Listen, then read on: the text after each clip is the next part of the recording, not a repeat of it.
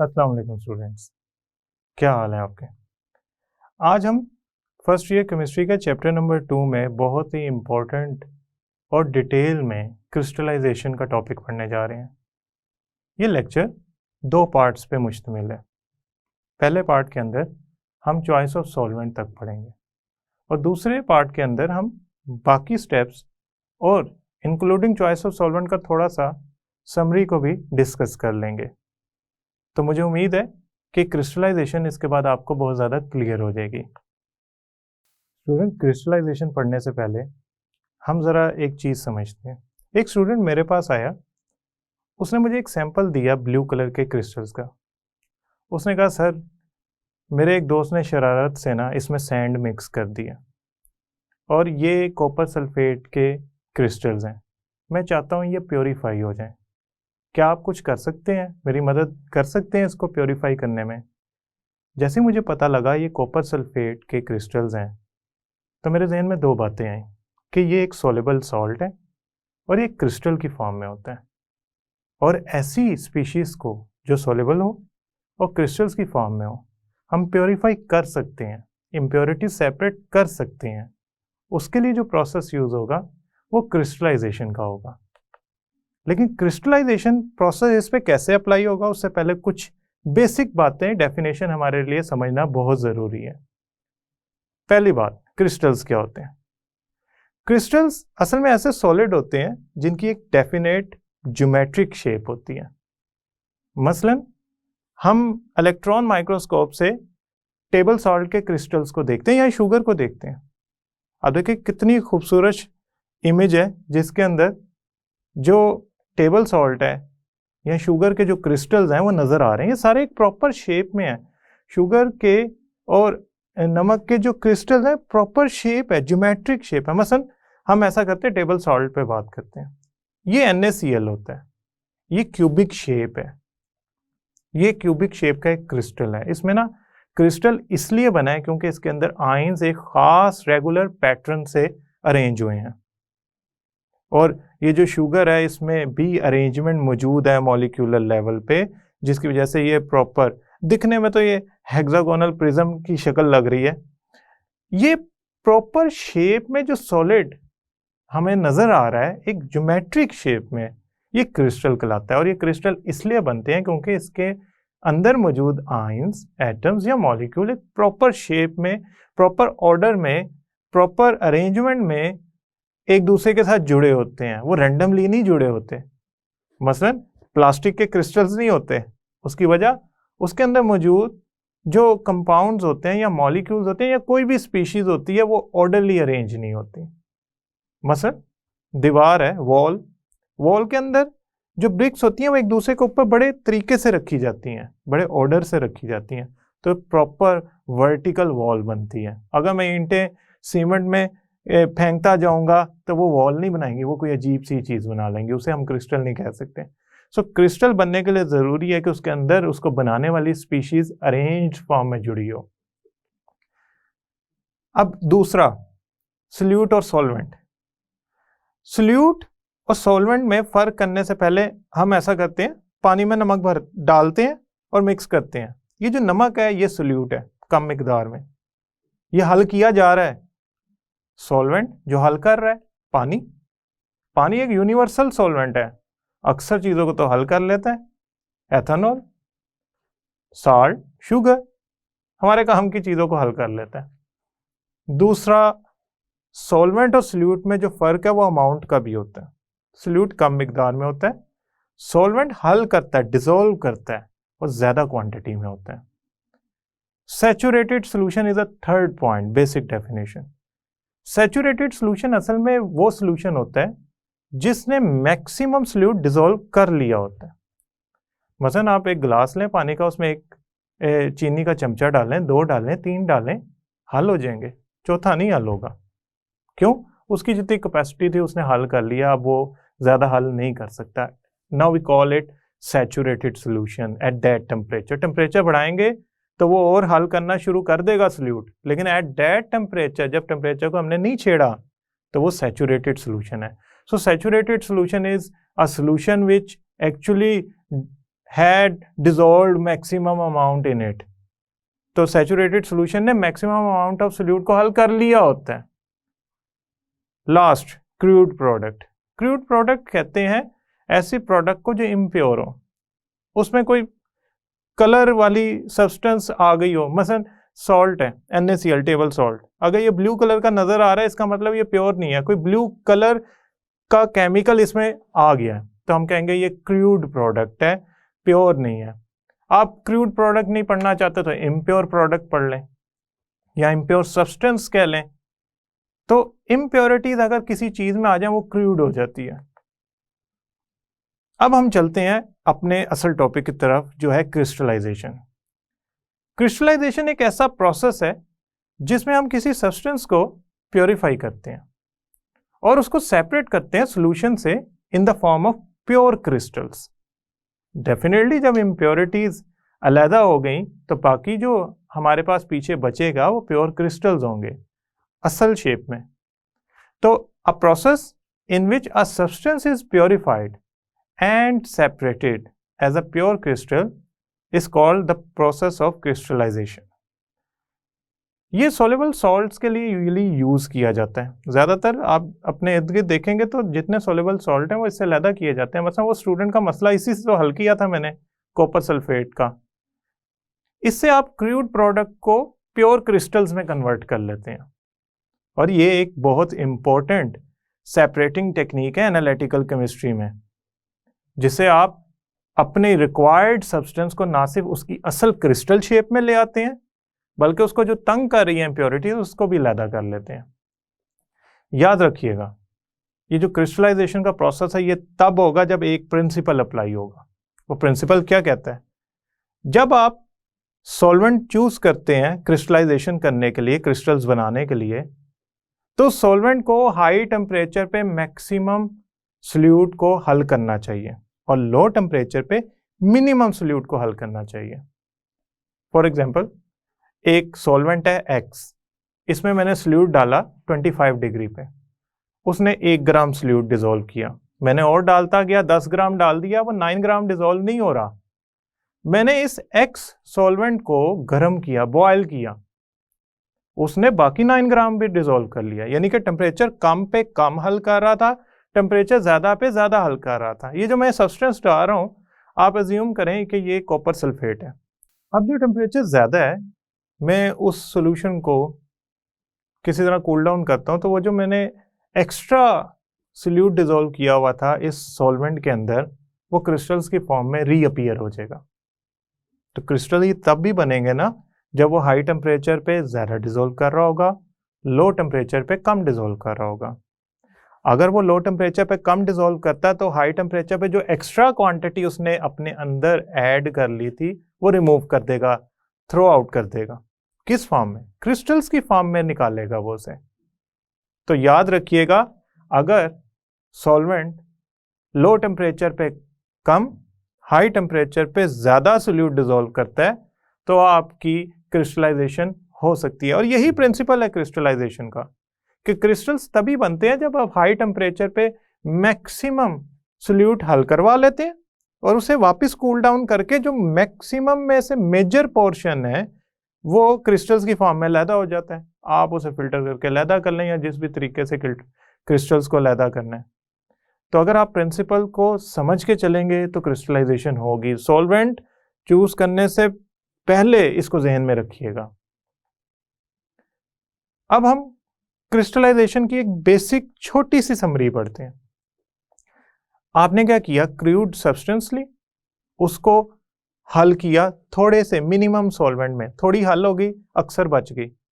आपने गर्म किया, वो बाकी भी हल हो गई। अब उस हॉट सॉल्वेंट के अंदर जो सारा सोल्यूट डिसॉल्व हो गया वो बन गया हॉट सैचुरेटेड सॉल्यूशन। आप क्या करें, वैसे तो वो सुपर सैचुरेटेड सॉल्यूशन कहलाना चाहिए, आप उसको क्या करें, फिल्टर करें गरम गरम सॉल्यूशन को।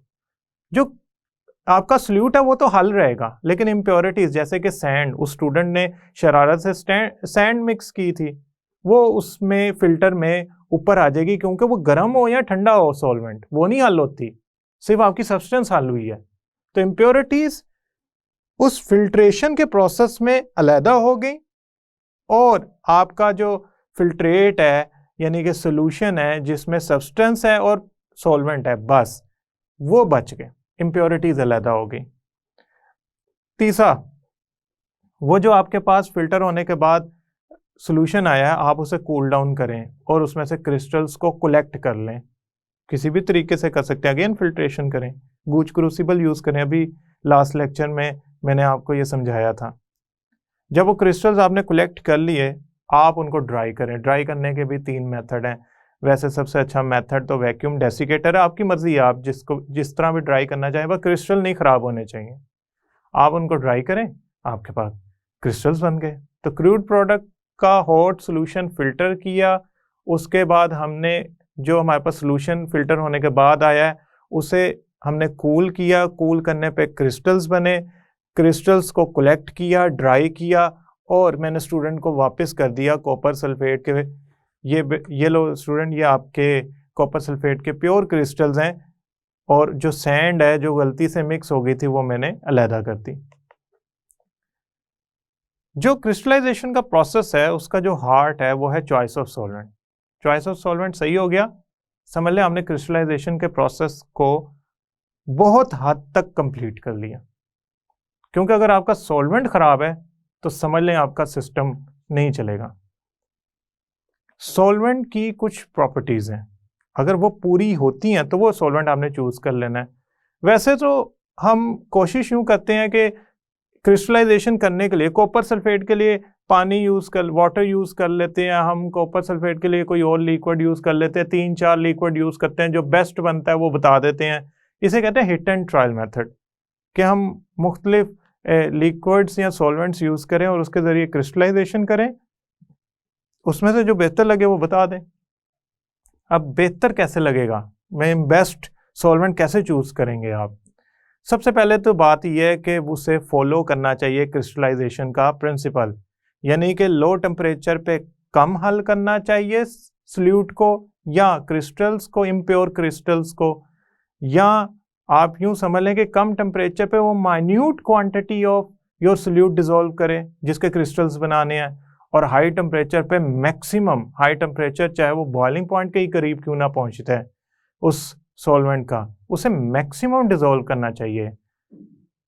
अगर इस बात पे वो सॉल्वेंट पूरा उतरता है, यानी कि टेम्परेचर की फ्लक्चुएशन से सॉल्यूट की सॉल्युबिलिटी को फर्क पड़ता है बहुत ज्यादा, तो आप ओके करें उस सॉल्वेंट को। अदरवाइज बाकी सारे पॉइंट्स इसके आगे खत्म है। अगर ये ओके है तो फिर हम नेक्स्ट पॉइंट पे चलते हैं। दूसरा पॉइंट, हमने ऐसा सॉल्वेंट नहीं लेना जो हमारे सॉल्यूट के साथ ही केमिकल रिएक्शन कर जाए। मसलन आप शुगर को सल्फ्यूरिक एसिड में डाल दें ये सोच के कि चलो लिक्विड तो है, वो रिएक्शन कर जाएंगे, शुगर ब्लैक हो जाएगी। ऐसा नहीं करना। आपका सॉल्वेंट सॉल्यूट से रिएक्शन ना करे, यानी कि जिसके क्रिस्टल्स बनाने हैं, सब्सटेंस जो सॉल्यूट के तौर पे ले रहे हैं, उससे रिएक्शन ना करें। तीसरा पॉइंट, ये ना हो कि वो इम्प्योरिटीज को भी डिसॉल्व कर ले। क्रिस्टल्स को जो प्योरीफाई करनी है सब्सटेंस, उसको तो डिसॉल्व किया ही किया है, और उसने इम्प्योरिटीज को भी डिसॉल्व कर लिया। जब आपने फिल्ट्रेशन की तो इम्प्योरिटीज फिल्टर पे रुकी नहीं, क्यों? वो तो डिसॉल्व हो गई हैं, और फिल्टर तो अनडिसॉल्व स्पीशीज को रोकता है। जो फोर्थ पॉइंट है, उसकी क्रिस्टल्स की शेप को डिस्टर्ब नहीं करना चाहिए। सॉल्वेंट क्रिस्टल को उनकी एक्चुअल जो हैबिट है जिस पे वो ग्रो करते हैं, जिस शेप में वो ग्रो करते हैं, वो मेंटेन रखनी चाहिए, डिस्टर्ब नहीं करना चाहिए। महंगा ना हो, ये ना हो कि 10 रुपए के हमने क्रिस्टल सेपरेट करने हो और 500 का हम सॉल्वेंट यूज कर लें, ज़ाया कर दें। सस्ता और आप यूं समझ लें रीजनेबल सॉल्वेंट हमने यूज करना है। सेफ टू यूज होना चाहिए, मींस ऐसा नहीं होना चाहिए कि वो फ्लेमेबल है, हाईली क्रोजिव है, हल्का सा हमारे ग्लव्स पे भी लग गया तो क्रोजन शुरू हो गई है, जैसे वाटर है। अगर तो वो फ्लेमेबल है तो आप तो उसे डायरेक्ट हीट भी नहीं कर सकते सॉल्वेंट को जिसमें आप क्रिस्टलाइजेशन कर रहे हैं। आपको तो फिर वाटर बाथ लेना पड़ेगा और उसमें आपको हीट करना पड़ेगा सॉल्वेंट को ताकि क्रिस्टलाइजेशन का प्रोसेस कर सकें। तो फ्लेमेबल सॉल्वेंट्स लेने से पहले एक बार सोचिएगा जरूर। आप कहते हैं सर इस सारे पॉइंट्स के बावजूद एक सॉल्वेंट नहीं, दो सॉल्वेंट मिला के लिए जा सकते हैं, बिल्कुल। आप कॉम्बिनेशन ऑफ सॉल्वेंट्स ले लें, चाहे वो वाटर, एथेनॉल, मेथनॉल हो, या बड़े famous organic compound acetone, chloroform, petroleum ether, या कार्बन टेट्राक्लोराइड हो।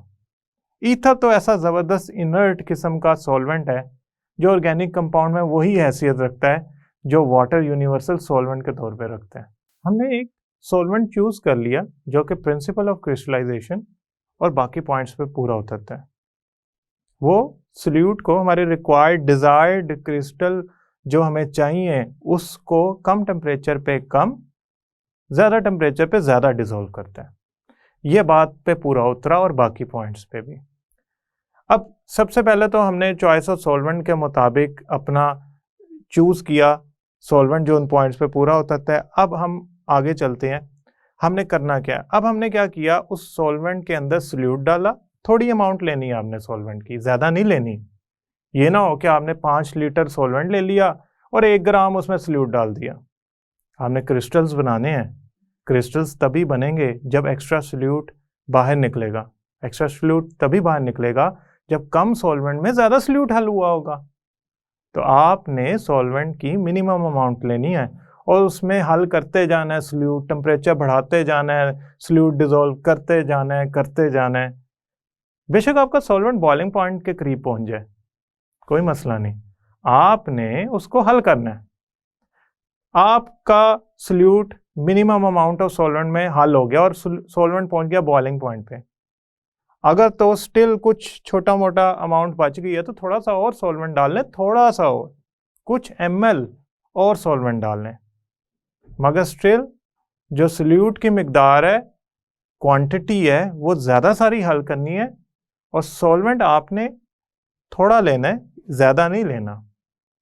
आपने क्या किया, हॉट सोल्यूशन बना लिया, हॉट सैचुरेटेड सोल्यूशन बना लिया, जिसमें थोड़े से सॉल्वेंट में ज़्यादा सारी आपकी जो सैंपल है वो हल कर दी।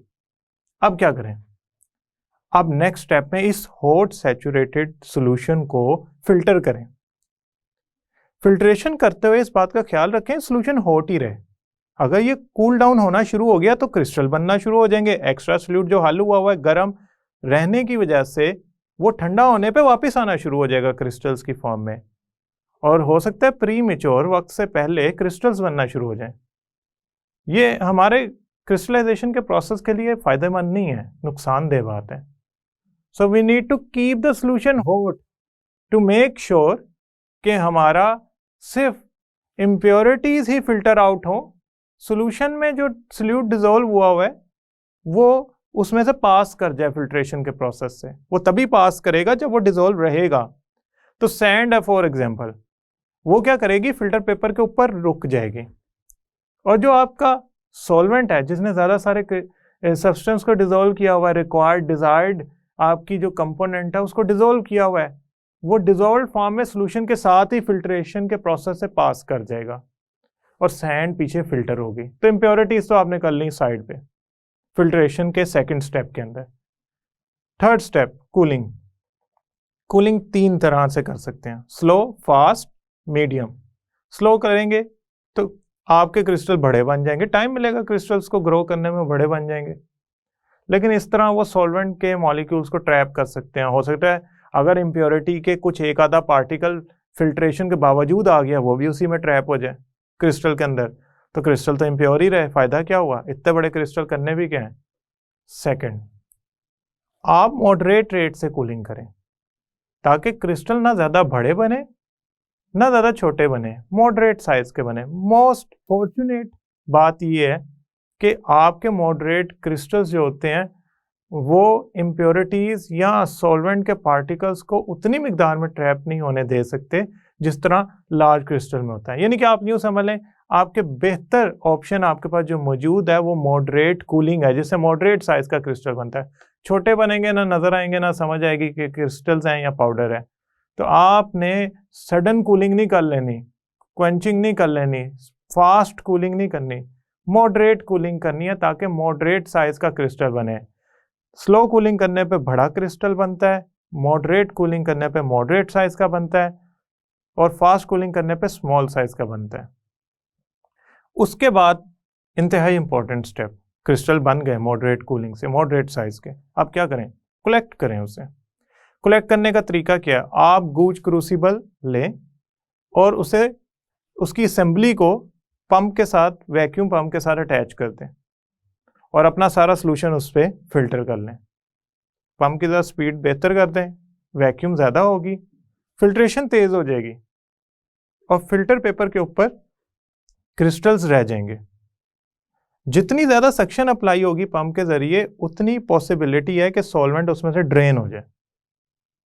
ये सॉल्वेंट जो कि ड्रेन आउट हो गया है, क्रिस्टल बनाने के बाद निकल गया है, फिल्टर हो गया है, ये मदर लिक्विड कहलाता है।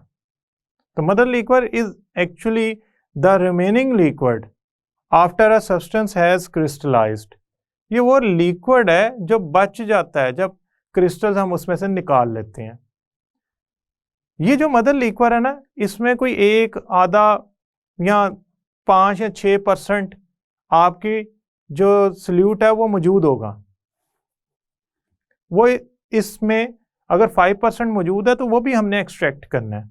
उसकी वजह क्या है? उसकी वजह ये है कि क्रिस्टलाइजेशन की जो एफिशिएंसी है वो इस बात पे डिपेंड करती है कि आपने जो इनिशियली क्रूड सब्सटेंस डाली थी उसमें से क्या मैक्सिमम क्रिस्टल्स निकाल पाए हैं। ये तो नहीं है कि 50% आपने सब्सटेंस जो है वो ज़ाया ही कर दी है। You need to make sure कि आपकी जो रिकवरी है वो it should be more than 90%। तो आपने क्या करना है, जो मदर लिक्विड बचा है उसको आप हीट करें। हीट करने से उसके सॉल्वेंट के बहुत सारे पार्टिकल एवेपोरेट कर जाएंगे, पीछे थोड़ा सा मदर लिक्विड बच जाएगा। उसे कूल डाउन करें। वो जो उसके अंदर, उसके मुकाबले में जो सोल्यूट डिसॉल्व हुआ है वो क्रिस्टलाइज हो जाएगा।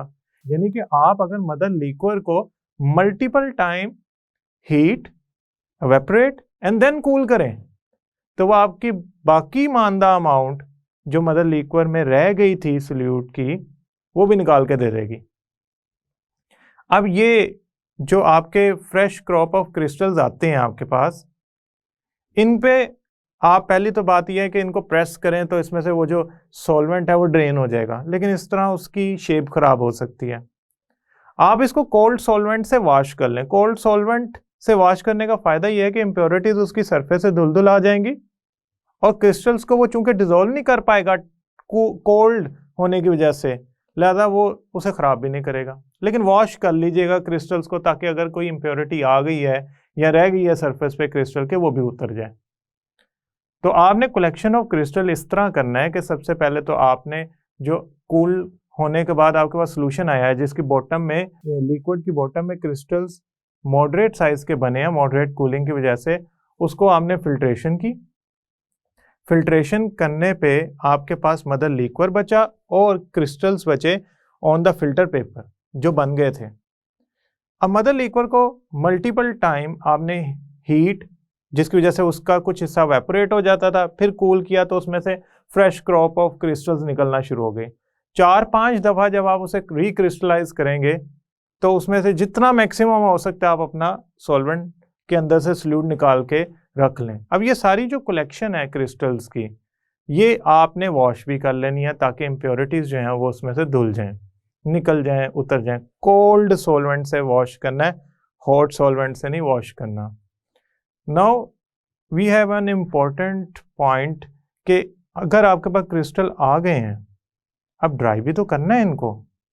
तो ड्राइंग ऑफ क्रिस्टल्स के अंदर, इस स्टेप के अंदर हमारे पास 3 ऑप्शन है। पहली ऑप्शन, आप क्रिस्टल्स जो आपके पास आए हैं फिल्टर पेपर के ऊपर, उसके ऊपर एक और फिल्टर पेपर रख के प्रेस करें। ये तो खराब हो गए क्रिस्टल्स, तो ये तब अप्लाई करना है when you are not interested in development और seeing the geometry and shape of the crystal, तब आप कर सकते हैं, लेकिन इससे डिस्ट्रॉय हो सकती है शेप ऑफ क्रिस्टल्स। दूसरा है ओवन।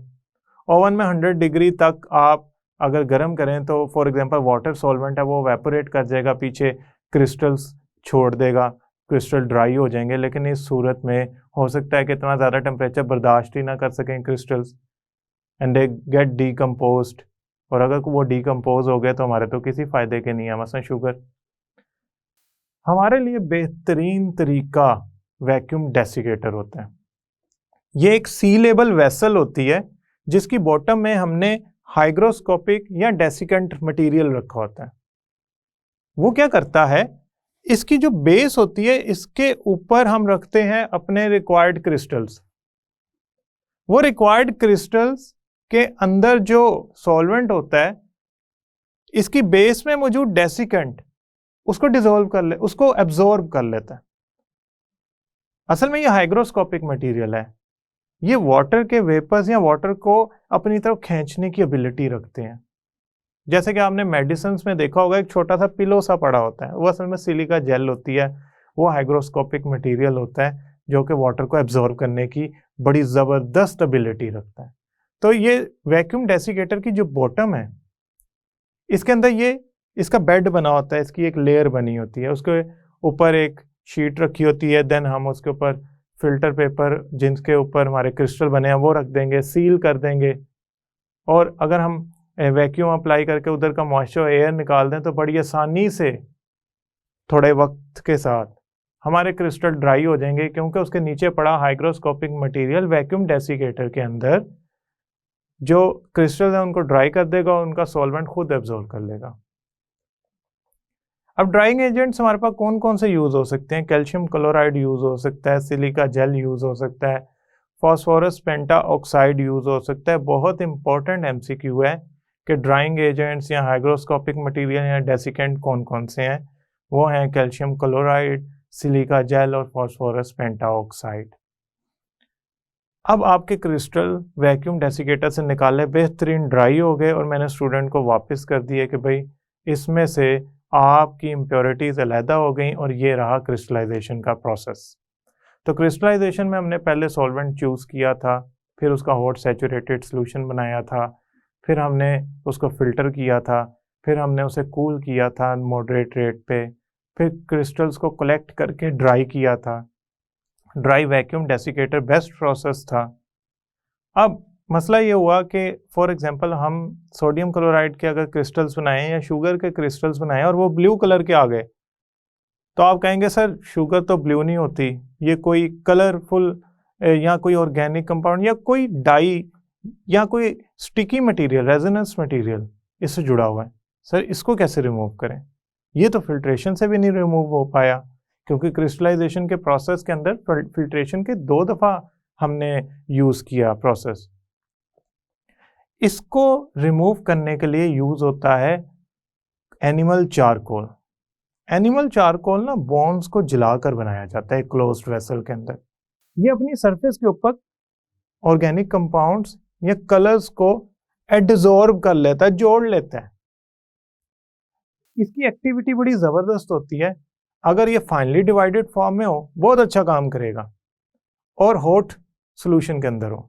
तो हम क्या करते हैं, मैं स्टूडेंट से कहता हूँ भाई वो मुझे ब्लू कलर के शुगर के क्रिस्टल वापस करो, मैं उसे हॉट सोल्यूशन में डाल के मिक्स कर देता हूँ। अब वो ब्लू कलर के शुगर के क्रिस्टल जो नहीं होने चाहिए, कोई इम्प्योरिटी आई है, कोई कलर आ गया है या कोई रेजोनेंस मटेरियल आ गया है जिसकी वजह से मेरे क्रिस्टल ख़राब हो रहे हैं, स्टिकी मटेरियल आ गया है, मैंने उसको डाल दिया दोबारा सोल्यूशन में, हॉट सोल्यूशन में, और अच्छी तरह डिसॉल्व कर दिया। उसके बाद उसको एनिमल चारकोल डाला। एनिमल चारकोल में ना कार्बन होता है 10% और बाकी फॉस्फेट कंपाउंड्स होते हैं।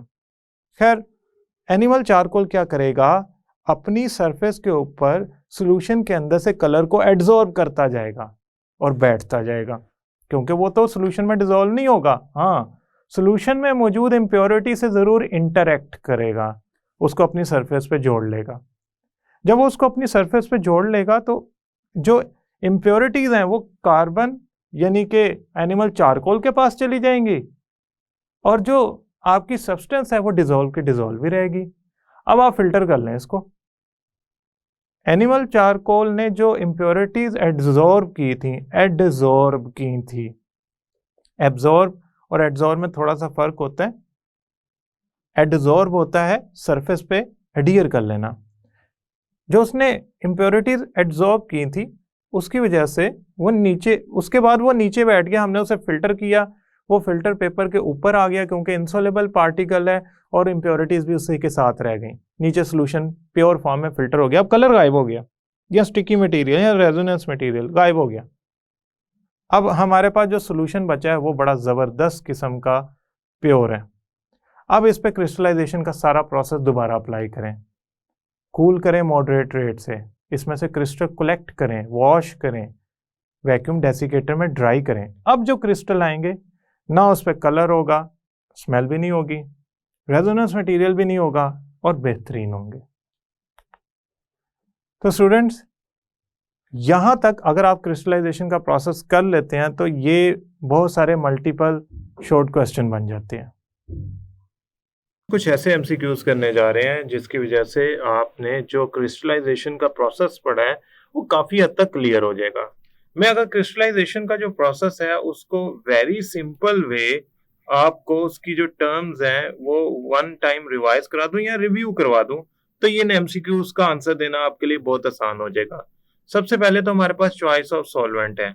हमने चूज करना है कि हमारे पास जो सॉल्वेंट है वो कौन सा होना चाहिए।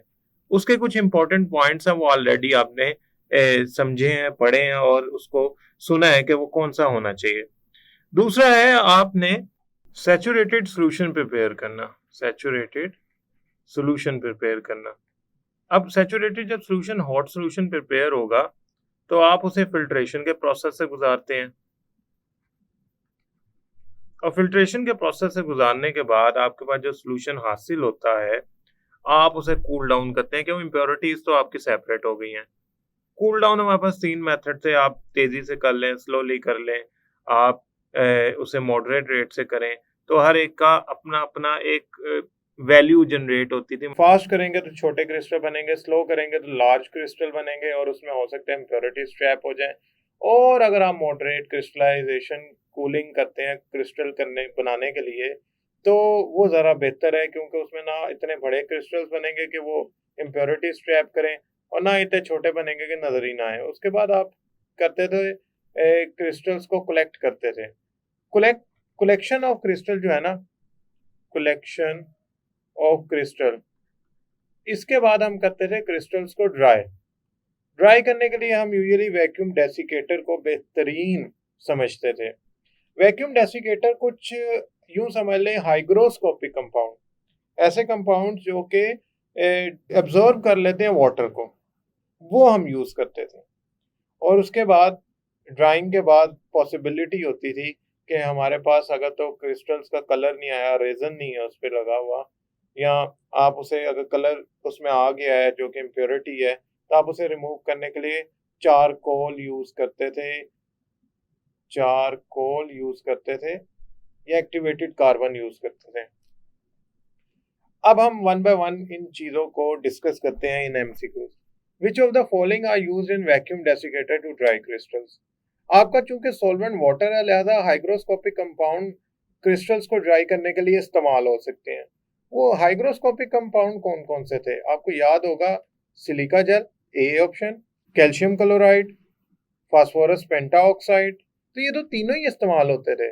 तो हम यहाँ जो ऑप्शन यूज करेंगे वो होगी ऑल ऑफ देम, यानी कि ड्राई करने के लिए क्रिस्टलाइजेशन अगर वैक्यूम डेसिकेटर की बात की जा रही है तो हमारे पास ये तीनों के तीनों इस्तेमाल होंगे। Second MCQ, to decolorize sample which of the following are the ideal condition. Ideal condition क्या है डीकलराइज करने के लिए? चारकोल और कोल्ड सोल्यूशन यूज किया जाए। नहीं, कोल्ड सोल्यूशन में ना कार्बन एक्टिवेट नहीं होता, आपको हाई टेम्परेचर चाहिए होता है कार्बन को एक्टिवेट करने के लिए, अच्छा काम करने के लिए, ताकि वो इम्प्योरिटीज जैसे कि कलर है, स्मेल है, रेजन है, उसको अपनी सरफेस पे चिपका ले। तो उसके लिए हमें हॉट सोल्यूशन चाहिए होता है। तो charcoal and hot solution would be the correct answer. Which of the following is not characteristic of good solvent. तो हमसे पूछा जा रहा है कौन सी नहीं है। should dissolve maximum at high temperature and minimum at low temperature। Student ये तो आप यूं समझ ले प्रिंसिपल है क्रिस्टलाइजेशन का। अगर तो आपका सॉल्वेंट हाई टेम्परेचर पे ज्यादा और लो टेम्परेचर पे कम डिसॉल्व करता है तो इसका मतलब है कि वो क्रिस्टल फॉर्म करेगा। अगर तो वो हाई टेम्परेचर पे ज्यादा डिसॉल्व करता है, लो टेम्परेचर पे भी ज्यादा डिसॉल्व करता है, तो वो क्रिस्टल्स नहीं फॉर्म करेगा। B option, should not dissolve impurities. Student ये इम्प्योरिटीज नहीं डिसॉल्व करना चाहिए, इसको इम्प्योरिटीज डिसॉल्व करेगा तो अच्छा सॉल्वेंट थोड़ी खिलाएगा। तो ये शुड नॉट डिजोल्व इम्प्योरिटीज वाला जो फैक्टर है इसमें ये सही लिखा हुआ है। C option, should react with solute. इसको सल्यूट से रिएक्ट करके वो तो प्रोडक्ट बना देगा, वो सोल्यूशन थोड़ी बनाएगा, वो तो कोई नई प्रोडक्ट बनाएगा। तो हमारे पास ये जो सी वाला पार्ट है ना, ये हमें इनकरेक्ट लग रहा है। सो हम सी वाली जो प्रॉपर्टी है ये नहीं होनी चाहिए, शुड नॉट प्रेजेंट। तो तभी आपका अच्छा सॉल्वेंट कहलाएगा, अदरवाइज वो पुअर सॉल्वेंट होगा, क्योंकि वो तो रिएक्ट कर गया सल्यूट से। सल्यूट तो सल्यूट रहा ही नहीं, वो तो प्रोडक्ट में चेंज हो गया है। Last MCQ, which rate of cooling is best for crystallization? हमारे पास 3 रेट्स हैं, स्लो, फास्ट, मॉडरेट। स्लो करेंगे तो क्रिस्टल बहुत बड़े बनेंगे। अब जब बहुत बड़े क्रिस्टल बनेंगे तो पॉसिबिलिटी है वो कुछ सॉल्वेंट के पार्टिकल्स भी अपने अंदर ट्रैप कर लें। ऐसे हमें क्रिस्टल का क्या फायदा जिसमें सॉल्वेंट एज अ इम्प्योरिटी आ जाए। हम तो प्योरिफिकेशन कर रहे हैं उसकी, और हम सॉल्वेंट ऐड कर जाएं उसमें, या कोई इम्प्योरिटी ट्रैप हो जाए उसमें।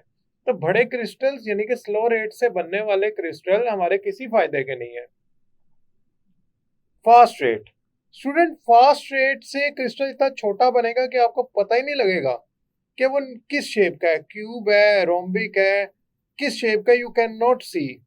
तो ऐसे क्रिस्टल जो इंतहाई छोटे बन जाए उनका आप क्या करेंगे?